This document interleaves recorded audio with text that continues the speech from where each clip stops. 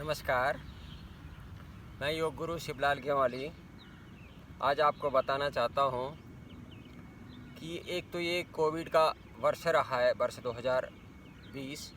इसके साथ साथ वर्ष 2020 हम सबके लिए लंग्स के लिए रोग लेकर आया है। प्रदूषण भी इसी साल में सबसे ज़्यादा है। इसीलिए ऐसी अवस्था में हमें क्या करना चाहिए, कौन सा योग करना चाहिए, कौन सा प्राणायाम करना चाहिए, ध्यान किस तरह से करना चाहिए, क्या खाना चाहिए, क्या नहीं खाना चाहिए, इस विषय में आपको थोड़ा सा बताना चाहता हूँ। योग क्या है? योग एक फिल्टर है। कितने भी प्रदूषण हो रहा हो, आप योग कीजिए। शरीर पर प्रदूषण का असर 90% तक घट सकता है। वैसे तो हर शारीरिक अभ्यास अच्छा होता है, दौड़ना, जिम जाना, साइकिल चलाना, किसी भी तरह का गेम खेलना, कूदना, उछल कूद जितना भी करिए, सब शारीरिक अभ्यास है। परंतु इन सभी से योग कितना गुना श्रेष्ठ है? 10 गुना नहीं, 20 गुना नहीं, 50 गुना नहीं, सैकड़ों गुना अच्छा है, उससे ज़्यादा लाभ देता है। योग स्वास्थ्य, व्यक्तित्व विकास के साथ रोग, दुख और व्यसन से मुक्ति देता है, सफल और सुखी जीवन देता है। योग करें तो देश के करोड़ों रुपए बच सकते हैं, जो दवाइयाँ, विटामिन, पावर ड्रिंक्स आदि पर खर्च किए जाते हैं। और योग करें लगातार तो आपकी चाय, कॉफ़ी, बीड़ी, सिगरेट, तम्बाकू इन पर खर्चा करते हैं और इनको सेवन करके आप जो रोगी बनते हैं, इससे आप बच सकते हैं। दवाओं का सबसे बड़ा वैज्ञानिक और सरल और सफल विकल्प है योग। अथर्ववेद के मुताबिक भी प्राण सबसे बड़ी औषधि है। योग विद्या औषधि विद्या भी है। यहाँ अल्टीमेट मेडिकल साइंस है। योग अल्टीमेट मेडिकल साइंस है। योग सही विधि और सही समय का ध्यान रखते हुए करेंगे तो इसका कोई साइड इफ़ेक्ट भी नहीं हो सकता। मान लीजिए आपको हाई बीपी है, तुरंत लाभ के लिए आप सबसे पहले शवासन करें, उसके बाद उठकर आप अनुलोम विलोम करें, उसके बाद आप चंद्रभेदी प्राणायाम करें। केवल बाएं नाक से ही श्वास लेना, बाएं नाक से ही छोड़ना, चंद्रभेदी प्राणायाम, और रिलैक्स करें, लेट जाएं। बस आप 10 मिनट में ही आपका हाई बीपी नॉर्मल हो जाएगा। वो शक्ति है योग, रिजल्ट देगा तुरंत और आप पूरी तरह से नॉर्मल हो जाएंगे। योग से लोगों का व्यवहार भी बदलता है। एकता, समरसता, न्याय, सद्भावना, सहिष्णुता, सौहार्द और सदाचारी बनाता है लोगों को योग। योग पर अर्थात प्रदूषण पर योग। कोविड-19 का यह वर्ष आपके फेफड़ों के लिए भी सबसे खराब वर्ष साबित हो रहा है। इसलिए अपने फेफड़ों पर ध्यान दीजिए, यह बहुत महत्वपूर्ण हो गया है। इसके लिए योग पर भरोसा करने से बेहतर कुछ भी और नहीं हो सकता है। अभ्यास के अंतर्गत फेफड़ों की कार्य प्रणाली को बेहतर बनाने के लिए प्राणायाम अर्थात श्वास अभ्यास के अंतर्गत भस्त्रिका प्राणायाम, अनुलोम विलोम प्राणायाम, कपालभाति प्राणायाम जैसे तकनीक पूर्ण प्राणायाम हैं। इनको आप सही तरह से करेंगे तो आपको ना तो किसी तरह का श्वास रोग, दमा रोग और फेफड़ों का रोग होगा, ना आप बीमार होंगे। यहाँ प्राणायाम करने से फेफड़े मजबूत होंगे, वायु मार्ग और नाक के मार्ग भी साफ होंगे। आइए मैं आपको बताता हूँ। पहले 3 मुख्य प्राणायाम, भस्त्रिका, अनुलोम विलोम प्राणायाम और कपालभाति प्राणायाम। भस्त्रिका प्राणायाम करने के लिए सीधा बैठें, कमर सीधी रखें, गर्दन सीधी रखें, हाथों की मुद्रा ध्यान मुद्रा अर्थात ज्ञान मुद्रा में बनाकर हथेलियाँ ऊपर की ओर करके घुटनों के ऊपर रखें और दोनों नाक से पूरा श्वास लें अंदर और फेफड़ों में श्वास भरें, छाती पर श्वास भरें, डायफ्राम में श्वास भरें और उसको छोड़ें।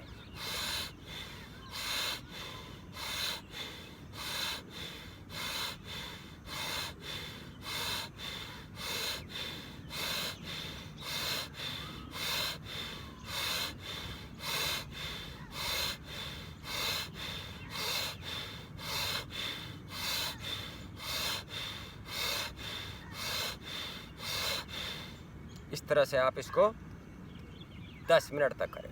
तीव्र गति से भी कर सकते हैं।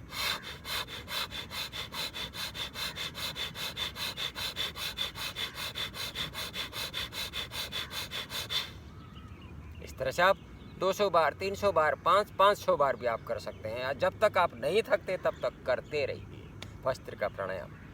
रामबाण औषधि है आपके फेफड़ों के लिए, प्रदूषण से निजात पाने के लिए।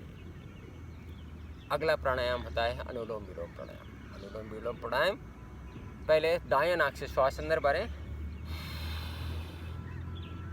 बायां नाक से श्वास को बाहर करें, फिर बायां नाक से ही श्वास अंदर भरें, फिर दायां नाक से श्वास बाहर करें, फिर दायां से ही अंदर, बायां से बाहर, फिर बायां से अंदर, फिर दायां से बाहर। इसी तरह से लगातार करते रहें।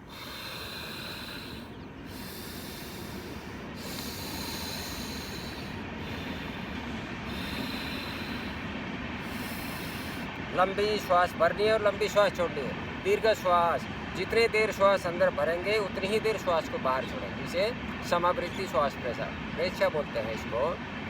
इसके बाद आप करेंगे कपालभाति प्राणायाम। कपालभाति प्राणायाम, दोनों नाक से बलपूर्वक श्वास बाहर फेंकना। आपका ध्यान एक ही जगह रहना चाहिए कि दोनों नाक से बलपूर्वक श्वास को बाहर फेंकना, 100 से 150 की स्पीड में बाहर फेंकना। पेट का अंदर बाहर होना अपने आप होता रहेगा, आपको इसकी तरफ ध्यान देने की जरूरत नहीं।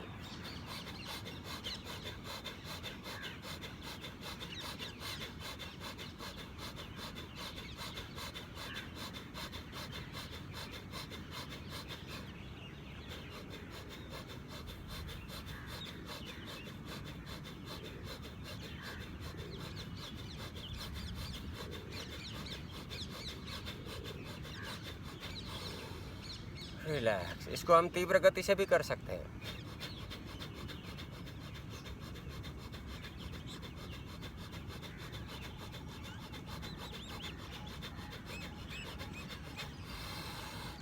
जैसे आप थकते हैं फिर लंबी गहरी श्वास लेकर रिलैक्स हो जाएं और फिर से करें। इसको भी कम से कम 10 मिनट तक लगातार करें। इसके बाद मैं आपको बताता हूँ फेफड़ों को स्वस्थ बनाने के लिए कौन कौन से आसन करने चाहिए। सीधे खड़े हो जाइए। इसको कहते हैं हस्त उत्तान आसन। हाथ को सीधा करें और पीछे ले जाएं। श्वास अंदर भरकर रोक के रखें। 5 सेकंड के लिए रुक जाएं। फिर हाथ को सीधा रखते हुए, कमर सीधा रखते हुए पाद हस्तासन में आ जाएं। फिर से श्वास भरते हुए ऊपर उठे, पीछे जाएं, 5 सेकंड के लिए होल्ड करें और फिर से आगे आ जाएं। कमर को पीछे ले जाएं, बैक सीधा रखें, दोनों हाथ पार्श्व भाग से नीचे जमीन पर।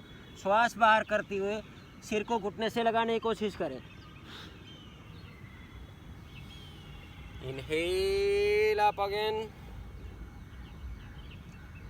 अगला प्राणायाम करते हैं आसन धनुरासन। पेट के बल लेट जाएं, पीछे से दोनों पैर फोल्ड करें और दोनों हाथों से पकड़ें। श्वास अंदर भर के रोकते हुए ऊपर उठें।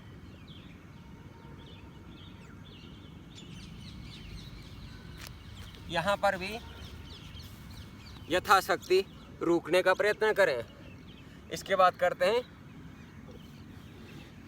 अर्ध चंद्रासन। इस तरह से दोनों घुटने कंधे की दूरी के बराबर दोनों घुटने जमीन पर रखें, दोनों हाथ छाती पर रखें, श्वास अंदर भरें और पीछे मुड़ जाएं।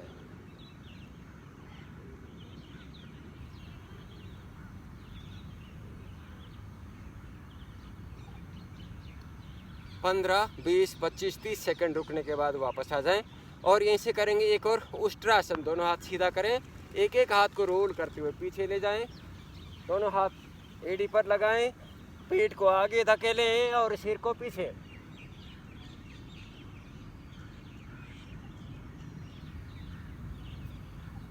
और उसी तरह से वापस आ जाएं। इन आसनों को करने से आपके फेफड़े बहुत ही मजबूत होंगे। फेफड़ों को मजबूत करने के लिए आयुर्वेद में भी कहा गया है हल्दी, शहद, अदरक, इन चीज़ों को गर्म पानी के साथ सेवन करें। और नेचुरोपैथी में भी कहा गया है भाप लें, स्टीम लें। स्टीम लेने से आपका नाक, गला भी खुल जाएगा, फेफड़े भी आपके स्वस्थ होंगे।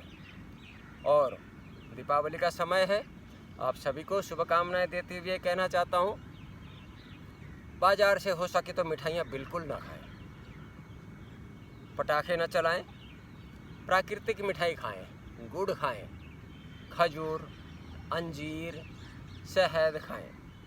चीनी की जगह मिश्री का प्रयोग करें। पूरा नींद लें। रात का खाना शाम को 7 बजे से पहले खाने का कोशिश करें। सुबह जल्दी उठें। सुबह उठते ही अपनी दैनिक क्रिया से निवृत्त होने के बाद योग और प्राणायाम करें, ध्यान करें, नियमित करें। ये सब करेंगे तो निश्चित ही आप एक निरोगी, सुखी जीवन व्यतीत कर पाएंगे। धन्यवाद। नमस्कार।